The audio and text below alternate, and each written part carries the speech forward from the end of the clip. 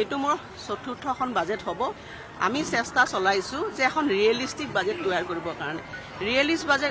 realistic budget কনচেপ্টটো এনেকুৱা যদি মোৰ আয় যদি মোৰ 100 টকা হৈছে মোৰ ব্যয় 90% হ'ব লাগে সেইটো আমি টাৰ্গেট কৰিম আমাৰ নিজা ৰাজহ উৎসৰ লগত বা বিভিন্ন উৎসবিলাক আমি চাই আছো যাতে আমি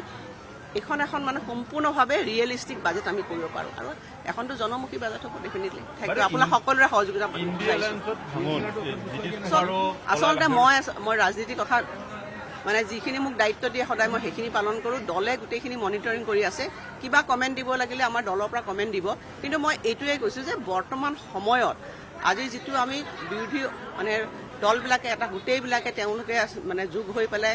ভাৰতীয় জনতা পাৰ্টিক পৰাজিত কৰিবৰ কাৰণে যিখিনি তেওঁলোকৰ শক্তি আহৰণ কৰিব লাগে তেওঁলোকৰ শক্তি নাইয়ে আচলতে বিগিনিঙত এই বস্তুখিনি কেৰণ এতিয়া আপোনাৰ দেখে যে এডাল যদি মানে ভঙা বাঁহ এডাল যদি জোৰা দিবলৈ চায় এতিয়া জোৰা নালাগে গতিকে মই কৈছোঁ যে ইণ্ডিয়া এলায়েন্সটো কেতিয়াও সফলে নহয় তেওঁলোকে বিগিনিঙৰ পৰাই তেওঁলোকৰ এটা কেৰণ লগা এটা এলায়েন্স